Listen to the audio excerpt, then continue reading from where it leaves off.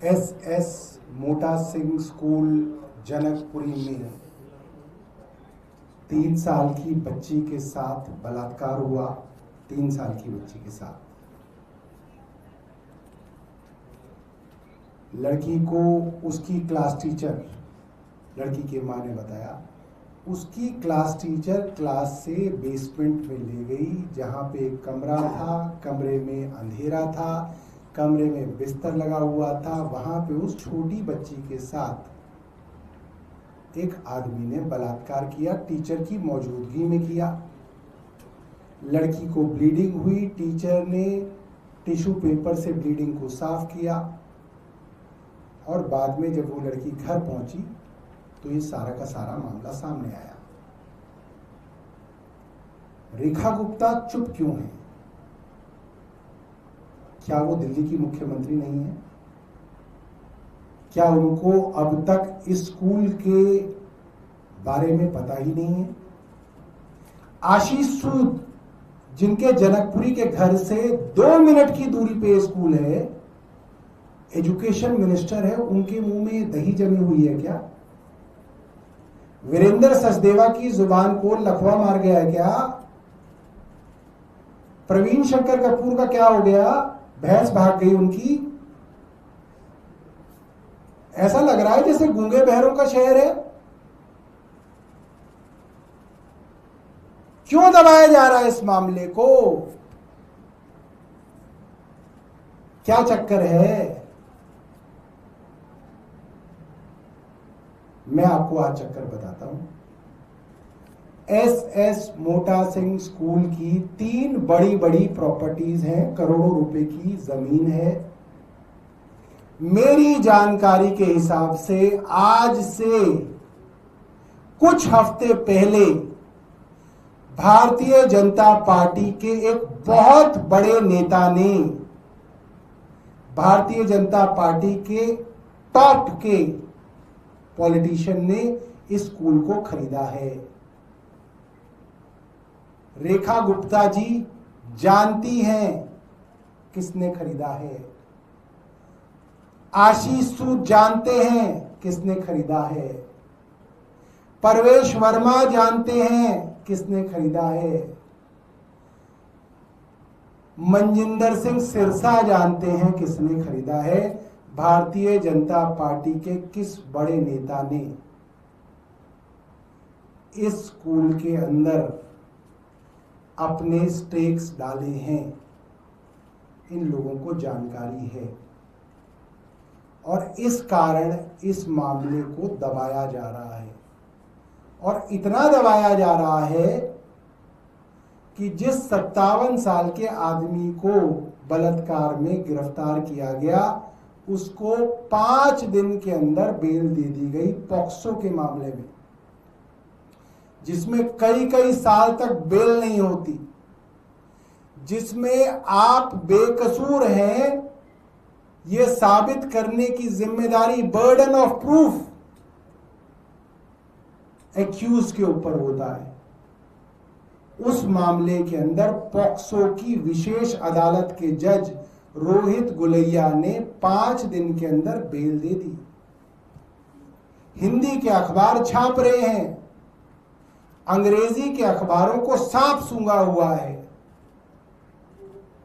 क्यों सांप सूंघा हुआ है टाइम्स ऑफ इंडिया और हिंदुस्तान टाइम्स को? क्योंकि अंग्रेजी अखबार पढ़ने वाले पाठक अपने बच्चों को पब्लिक स्कूलों में, प्राइवेट स्कूलों में भेजते हैं। अगर private school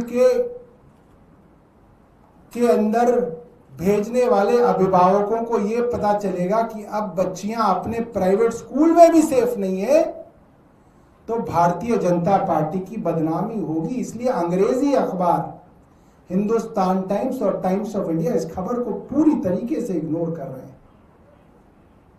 times of India ने छापा भी तो पेरेंट्स का वर्जन नहीं छापा, कंप्लेंट में क्या है ये नहीं छापा।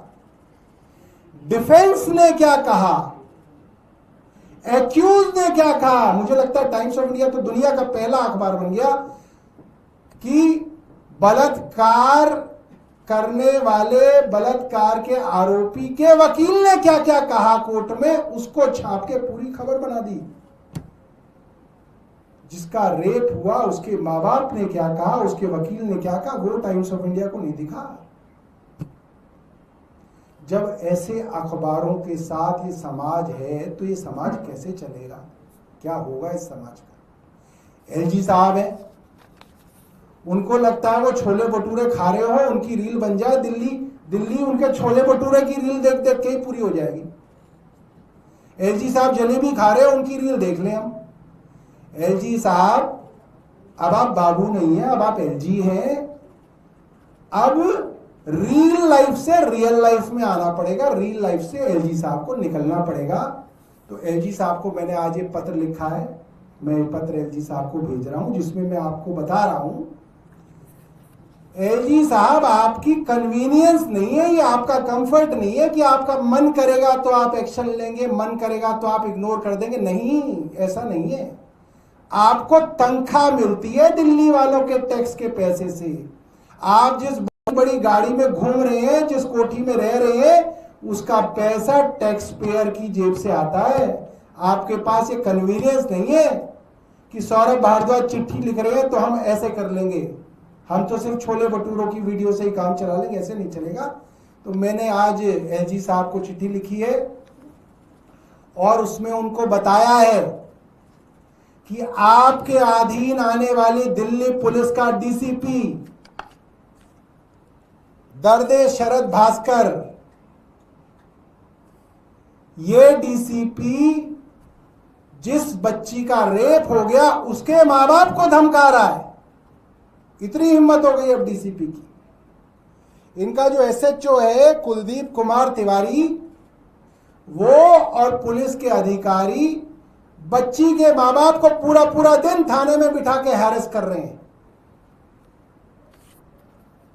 और ऐसा लचर केस बनाया है जिसके अंदर तुरंत बेल हो जाएगी और तुरंत ही कुछ दिनों में डिस्चार्ज भी हो जाएगा, क्योंकि केस ही इतना लचर बनाया है।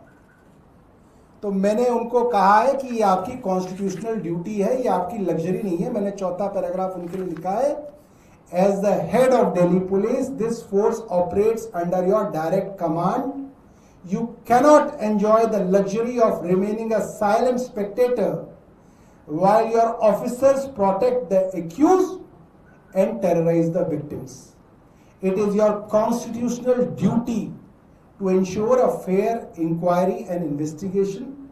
You are duty bound to act when the police, who are supposed to catch the predators, instead choose to break the spirit of grieving family. ये पुलिस आपके अधीन आती है, इस कंफर्ट जोन को आप नहीं एंजॉय कर सकते कि आपका मन कर रहा है, आपको ट्विटर पे हम टैग कर रहे हैं, हम कोई पागल नहीं है। इसीलिए इनको चिट्ठी लिखी जा रही है कि ये अपॉइंटमेंट दें और अपने इन कुकर्मी पुलिस वालों के ऊपर कार्रवाई करें। ये दिल्ली की राजधानी में हम चलने नहीं देंगे कि डीसीपी लड़की के माँ बाप को धमकाएगा और ऐसे ही चलेगा। रेखा गुप्ता मुंह पे दही जमा के बैठ जाएंगी और हम कहेंगे कोई बात नहीं, लड़की की किस्मत थी, ऐसा हो गया। ऐसा नहीं है। हम इस सरकार की ईंट से ईंट बजा देंगे इस मामले के अंदर।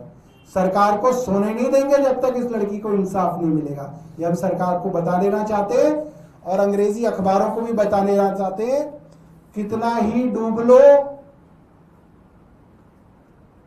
इस लड़की को इंसाफ हम दिलवाएंगे। दिल्ली की जनता मिलकर इस लड़की को इंसाफ दिलाएगी। देखते हैं अंग्रेजी अखबार कब तक इग्नोर करते हैं। बहुत बहुत धन्यवाद।